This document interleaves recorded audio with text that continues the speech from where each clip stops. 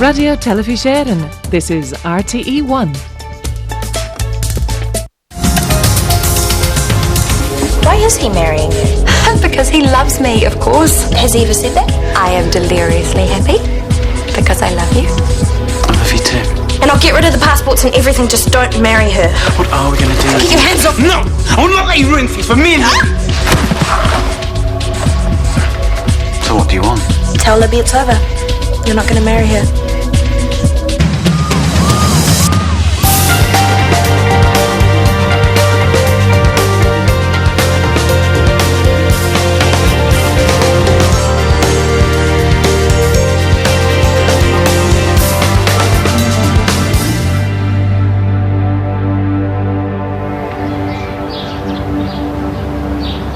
Chili beans.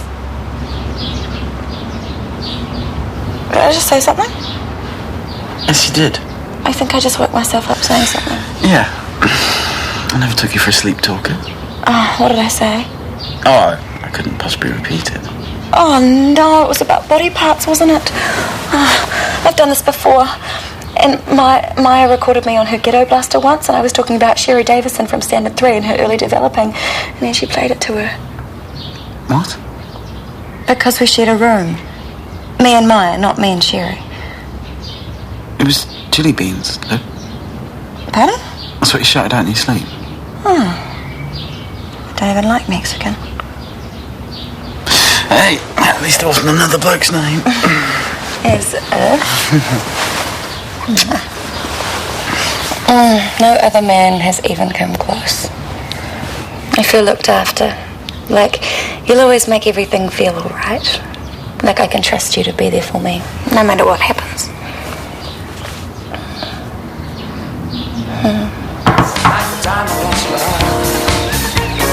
You were the brightest star to shine on.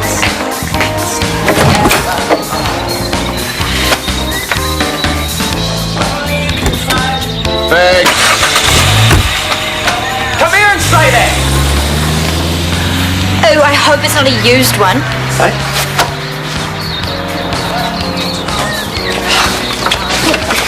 Don't worry. Look, they've had their fun now. They'll move on to something else anyway. You reckon? Yeah, I reckon.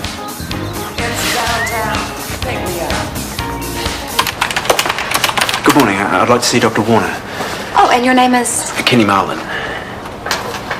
I'm sorry, Mr. Marlin. Chris doesn't appear to have any appointments listed this morning. What was it regarding? I have something for him. Something? Yeah, I really need to see him. Why don't I give it to him for you? Well, it's very important. I need to see him in person. I'm sorry, Chris can't be disturbed right now. Okay, please give him this and ask him if he can call me. My son's a cancer patient, and anyway, it's Kenny Marlin. If he could call me as soon as he's free. I'll see what I can do.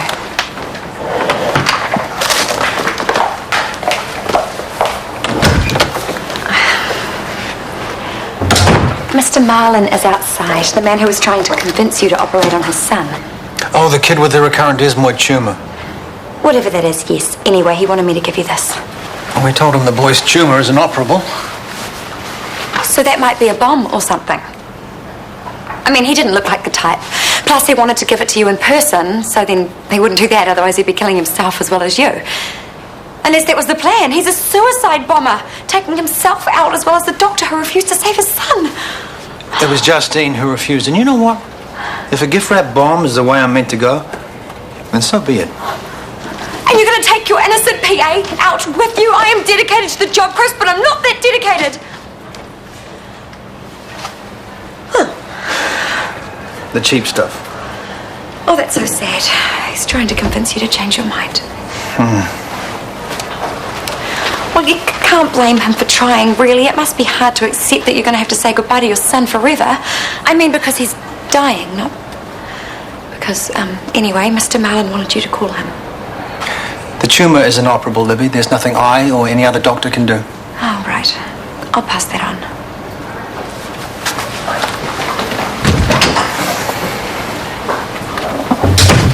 It's important for me to understand each staff member's strengths and weaknesses, which is why I'll be keeping a close eye on individual performances over the next week. Ooh, under the spotlight. Shouldn't be anything to panic about if your work is of the highest possible standard. I like a nurse who takes his or her job seriously. I like a nurse who earns the professional respect we're always collectively harping on about. I don't like a nurse who is sloppy, who is lazy, or who passes the buck. Right, those are my bugbears. I don't expect to have to repeat them. Let's get into it. Gladys, Where are you going? Into town. What for? Hang out, have a coffee. Want to take notes at all? I'm not being nosy, just... Do you really think that's a good idea? I mean, those dukes have had their fun now. They'll move on to their next victim anytime soon. You said that yourself. I was being optimistic. Meaning? They'll slaughter you, Hunter. At least wear a cap, Sonny's. Go all celeb on it. Yeah, and draw even more attention to myself. Well, then do the sensible thing and hang out at home with me. Nah, I'm not going to let those tosspots come between me and a decent coffee sofa. I'm out of here. Hunter. I don't know. Anytime he says anything, I feel like saluting. Someone needs to tell him he's not in the army now. Not me, he's scaredy. Oh, don't be such a girl. Oi, she is one. And that kind of chauvinism belongs in the dark ages of the South Island. Just saying, I think it's good to have someone to keep us on our toes. I only hope he lasts longer than a few weeks. I'm getting sick of all the changes. I mean, Tony bails, we get Brenda, then Scotty, then Brenda again for another 5 minutes. And then we get Scotty again. One thing in his favour, he's such a cold fish, there's no chance of things getting personal. Hi, Brenda. We're just bitching about the boss. Hey, I guess you can legitimately join in now, huh?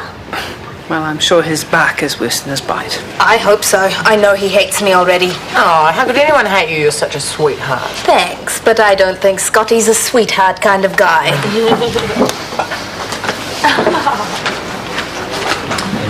Excuse me, Dr. Warner? Yes?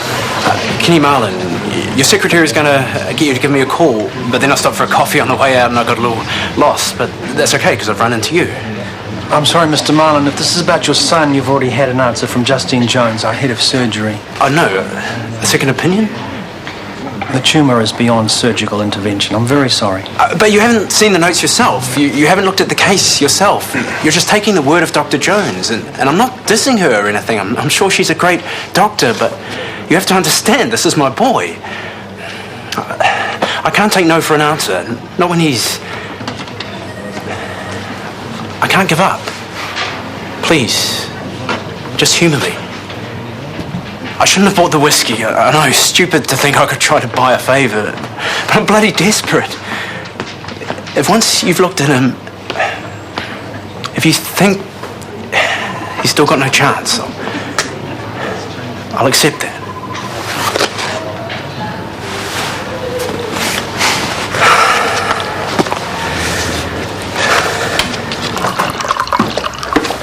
Morning. Morning. So, have you done it yet? Done what? Don't be a dick, Kieran. No, Claire, I haven't broken the heart of a woman I love because some selfish little shrew didn't get her own way. Selfish? No, I'm concerned for my friend. You're no friend of Libby's, you're only looking out for number one. Oh, so you think that I want you to break off the engagement now because I want you for myself? No, I just don't want Libby to make the biggest mistake of her life. I don't want her to marry a cheating, lying woman basher like you. Claire, it was an accident. If you don't tell her today, then I will. Bollocks. What will you say? The truth. All of it. And then you'll drop yourself in it. It's a sacrifice I'm willing to make. If your friendship to Libby means as much as you say it does, there's no way you'll throw it away. There's no way that you'll admit to her that you slept with her man again and again. Maybe not in those exact words. No, I don't believe you. Fine. It's your funeral. But, this isn't the first time I've been the other woman, Kieran. And it won't be the first time it's been made public. So, I'm used to dealing with the fallout, but are you?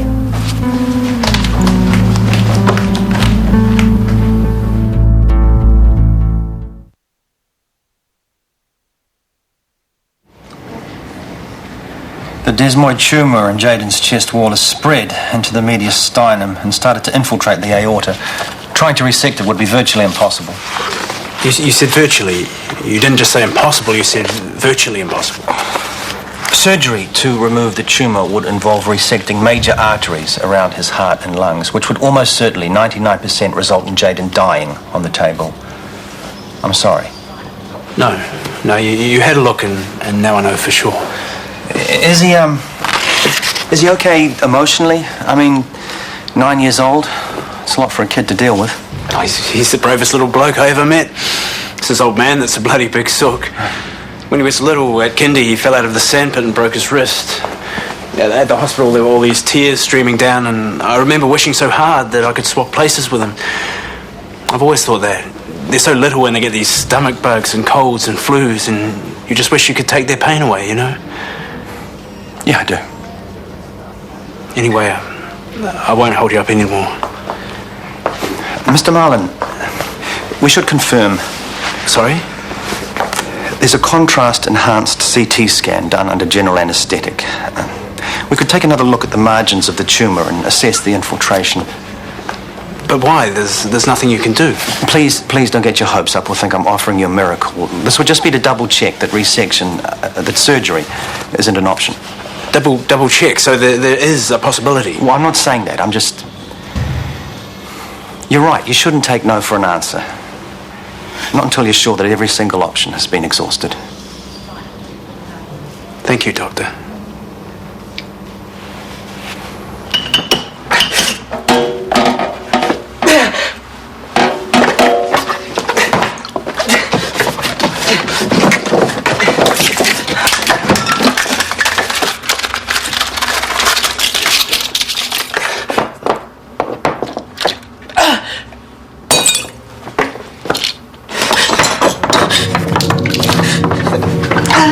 What are you doing? I need painkillers. Sure.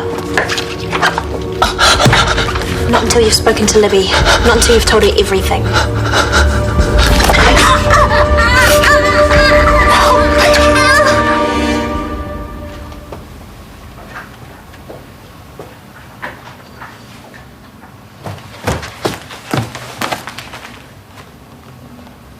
Karen? Karen? Oh my God. Yeah, hi. I need an ambulance. I live at 12 Hacienda Heights in Vernon. Karen! I'm okay. No, you're not. You've completely carked it and you're bleeding. I don't want an ambulance. Please, Claire.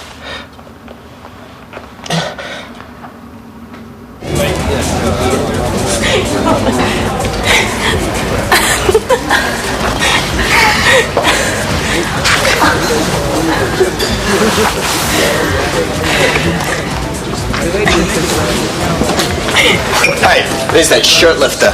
I'm not with your boyfriend today, homo. Can I have another coffee, please? Homo!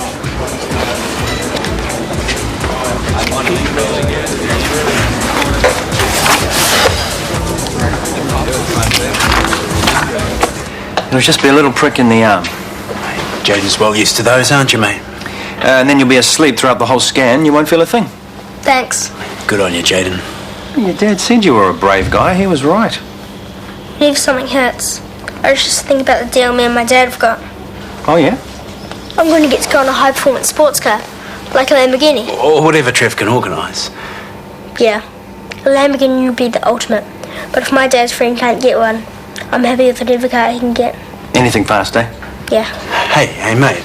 If you want a Lamborghini, I'll tell Trev to move heaven and earth to get us a go in a Lamborghini.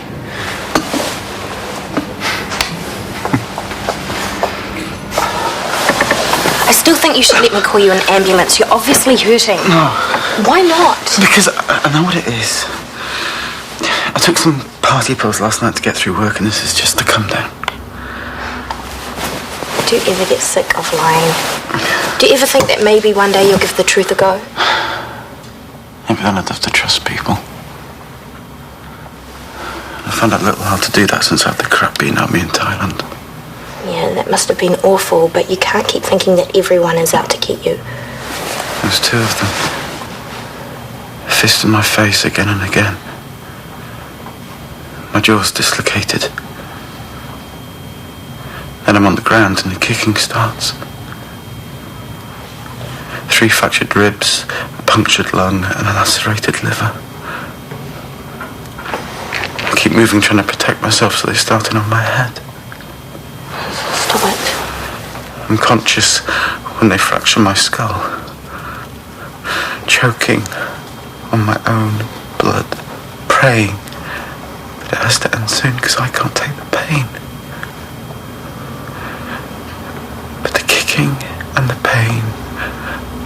on and on. But you survived. And times in the hospital I wished I hadn't. I'm not going back to a hospital bed ever again. You don't have to. I'll look after you. Thank you, but I don't need you to.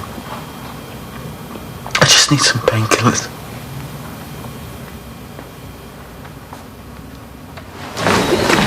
What's up? Sweet little old lady needing a bed, and the hold-up in surgical means we can't shift Mr. Lottie, which means my patient is stuck in the waiting area for another hour. Oh, that sucks. You should just send him up to surgical anyway. I can't do that. Yes, you can. It's breaking protocol. I said exactly the same thing last week. Sorry.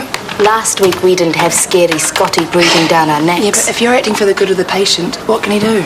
Look, surgical have obviously got a bed free, but they're not ready for a patient yet because they haven't made it up yet, or whatever. I guess if he was actually in a wheelchair waiting... Yeah, it'd spur those lazy ward nurses into action. You know, Scotty would probably actually thank you.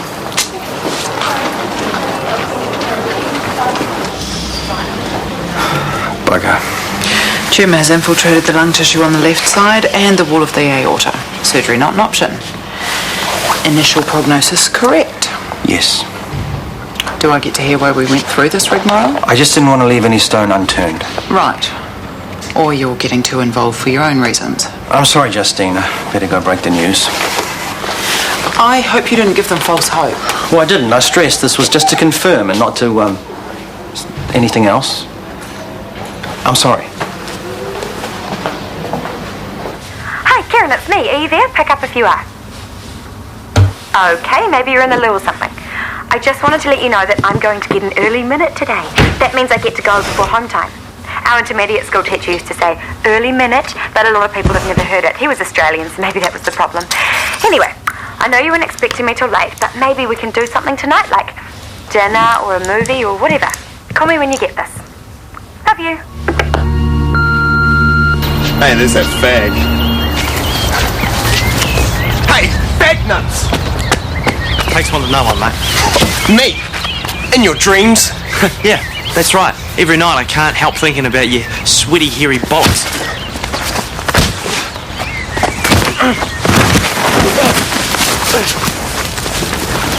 Enjoying yourself, darling? Pervert. Watch out, girls. Homo alert. Don't talk about yourself that way, mate. All right. Yeah, I'm good. I'm not gay, by the way. We saw those pictures of you in that magazine. Right. They are so hot. I can't believe it. Hey? So hot.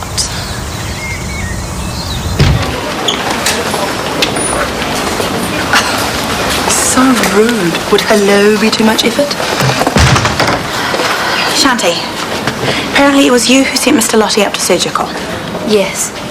Why did you do that when you knew there wasn't a bed ready yet? We were desperate for one down here. I thought we were going as fast as we could, and now we have a patient in the corridor, which is not good enough. Do you understand hospital protocol? What's the problem? Shanti sent a patient up to surgical when I'd already made it clear that we couldn't take him for at least an hour. Who told you to do that, Shanti? Well, we kind of both decided he should go up there. I didn't realise it would cause I'd like to see you both at the end of your shifts. Sorry about this. Is there anyone I can call to be with you? Nah. Jaden's mum? Oh, no, she took off a long time ago when he was first diagnosed. You're kidding? Yeah, it's twisted, I know, but I can kind of understand. She couldn't cope with seeing him in pain. It's bloody hard loving someone you know is going to be taken away. Yeah, life sucks sometimes. Is that your professional opinion, is it? You know, I just can't get over the fact that there's nothing that can be done, you know, in this day and age. I thought you doctors could perform miracles. Yeah, well, we're getting there. There's a clinic in the US that's had some success with cases like Jaden's. Eh? Cases like Jaden? Well, yeah. So if we were to go to America... They could attempt an aortic graft with a chest wall reconstruction, but the cost makes it impossible for most people. Well, it doesn't matter the cost. $130,000. Bloody hell. I just don't have that. Yeah, it's why I didn't mention it. The cost is very high, and there are still risks. I had it once. I owned a house. It was worth more than that. But I buggered up my taxes, and the bank took the place in the end. I'm sorry. Could have paid for us to go over there to get the op. Well, I really shouldn't have mentioned What it. a loser. I just sat there. I was too lazy and too stupid to hold on to the place. I could have looked after him. Well, you are looking after him. You're doing everything you can for him. Except save his life. Mr. Mullen, I don't know you, but I can see that you're a good father. Jaden's a lucky kid. You've got to be joking. You got a raw deal, mate. When they were dishing out dads, you got a raw deal. Thank you. Thank you. For finally being honest.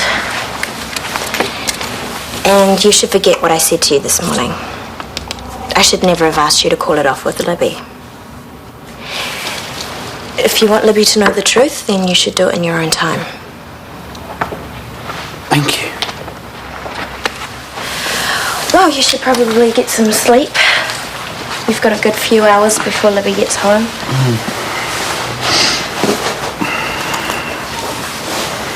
What are you doing? I'm just helping you to relax. Don't worry, just close your eyes. Claire. Shh. Just one more time. Please, I promise I won't tell anyone.